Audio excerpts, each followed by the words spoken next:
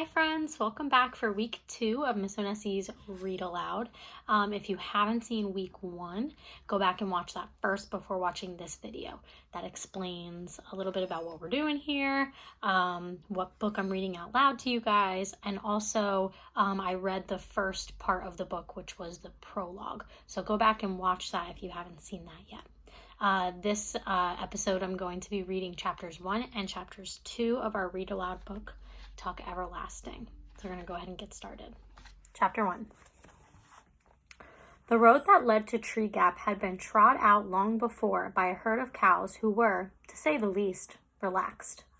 It wandered along in curves and easy angles, swayed off and up in a pleasant tangent to the top of a small hill, ambled down again between fringes of bee-hung clover, and then cut sideways across a meadow. Here its edges blurred. It widened and seemed to pause, suggesting tranquil bovine picnics, slow chewing and thoughtful contemplation of the infinite. And then it went on again and came at last to the wood. But on reaching the shadows of the first trees, it veered sharply, swung out in a wide arc as if, for the first time, it had reason to think where it was going, and passed around. On the other side of the wood, the sense of easiness dissolved. The road no longer belonged to the cows. It became instead, and rather abruptly, the property of people. And all at once the sun was uncomfortably hot, the dust oppressive, and the meager grass along its edges somewhat ragged and forlorn. On the left stood the first house, a square and solid cottage, with a touch-me-not appearance, surrounded by grass cut painfully to the quick, and enclosed by a capable iron fence some 4 feet high, which clearly said, "Move on, we don't want you here."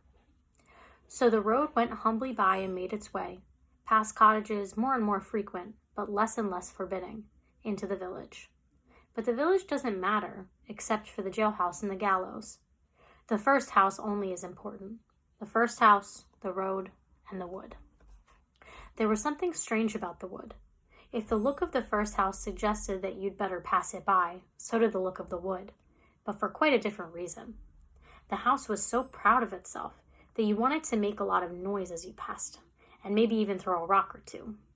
But the wood had a sleeping, other-world appearance that made you want to speak in whispers. This, at least, is what the cows must have thought. Let it keep its peace. We won't disturb it. When the people felt that way about the wood or not is difficult to say. There were some, perhaps, who did. But for the most part, the people followed the road around the wood because that was the way it led. There was no road through the wood. And anyway, for the people, there was another reason to leave the wood to itself. It belonged to the Fosters, the owners of the Touch-Me-Not cottage, and was therefore private property, in spite of the fact that it lay outside the fence and was perfectly accessible. Which means accessible means you're able to get to it.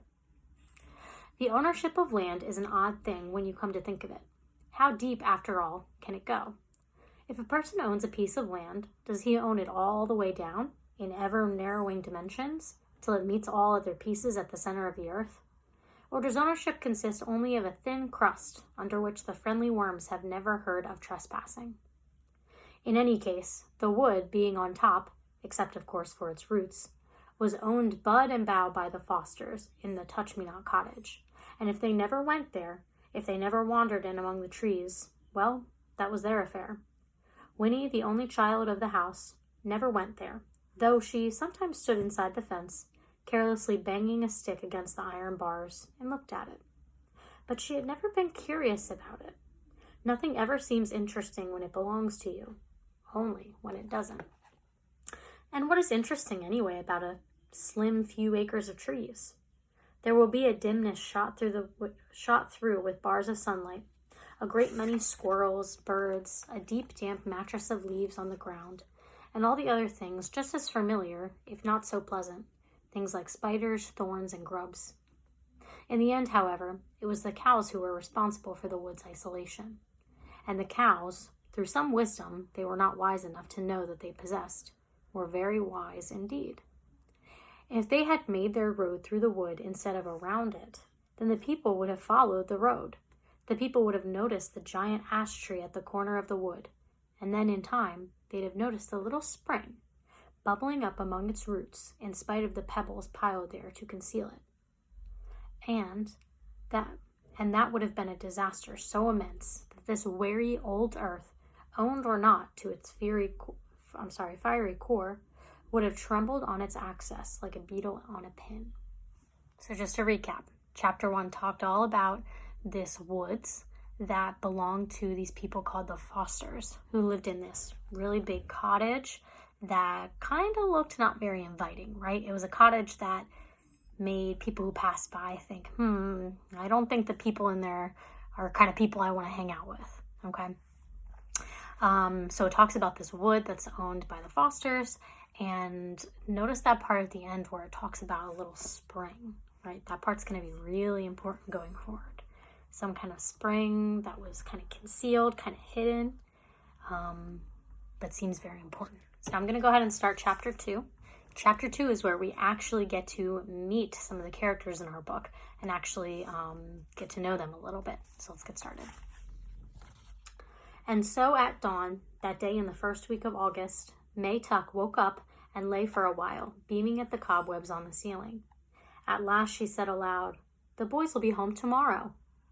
May's husband, on his back beside her, did not stir. He was still asleep, and the melancholy creases that folded his daytime face were smoothed and slack. He snored gently, and for a moment the corners of his mouth turned upward in a smile. Tuck almost never smiled, except in sleep. May sat up in the bed and looked at him tolerantly. "The boys will be home tomorrow," she said again, a little more loudly. Tuck twitched and his smile vanished. He opened his eyes. "Why'd you have to wake me up?" he sighed. I was having that dream again, the good one, where we're all in heaven and never heard of Tree Gap." May sat there frowning, a great potato of a woman with a round, sensible face and calm brown eyes. "It's no use having that dream," she said. "Nothing's going to change." "You tell me that every day," said Tuck, turning away from her onto his side. "Anyways, I can't help what I dream." "Maybe not," said May. "But all the same, you should have gotten used to things by now." Tuck groaned. "I'm going back to sleep," he said. "Not me," said May. "I'm going to take the horse and go down to the wood to meet them." "Meet who?" "The boys, Tuck, our sons. I'm going to ride down to meet them." "Better not do that," said Tuck. "I know," said May, "but I just can't wait to see them. Anyways, it's 10 years since I went to Tree Gap. No one will remember me. I'll ride in at sunset, just to the wood. I won't go into the village. But even if someone did see me, they won't remember. They never did before now. Did they?" "Suit yourself then," said Tuck into his pillow. "I'm going back to sleep." May Tuck climbed out of bed and began to dress. 3 petticoats, a rusty brown skirt with one enormous pocket, an old cotton jacket, and a knitted shawl, which she pinned across her bosom with a tarnished metal brooch. The sounds of her dressing were so familiar to Tuck that he could say, without opening his eyes, "You don't need that shawl in the middle of the summer." May ignored this observation. Instead, she said, "Will you be all right? We won't get back till late tomorrow." Tuck rolled over and made a rueful face at her. "What in the world could possibly happen to me?" "That's so," said May. "I keep forgetting." "I don't," said Tuck. "Have a nice time." And in a moment he was asleep again. May sat on the edge of the bed and pulled on a pair of short leather boots, so thin and soft with age, it was a wonder they held together. Then she stood and took from the washstand beside the bed a little square-shaped object, a music box painted with roses and lilies of the valley. It was the one pretty thing she owned, and she never went anywhere without it. Her fingers strayed to the winding key on its bottom, but glancing at the sleeping Tuck, she shook her head, gave the little box a pat, and dropped it into her pocket. Then, last of all, she pulled down over her ears a blue straw hat with a drooping, exhausted brim. But before she put on the hat, she brushed her gray-brown hair and wound it into a bun at the back of her neck. She did this quickly and skillfully, without a single glance in the mirror.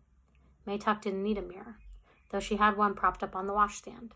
She knew very well what she would see in it. Her reflection had long since ceased to interest her.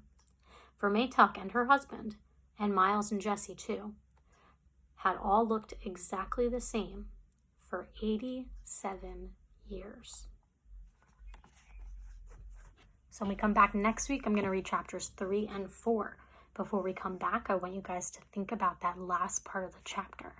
She said that herself, her husband, and her 2 sons had looked the same for 87 years. How do you think that's possible? Think about it. Talk in the comments if you have any questions or you have any interesting things you heard in the chapters. See you guys next week. Love you. Bye.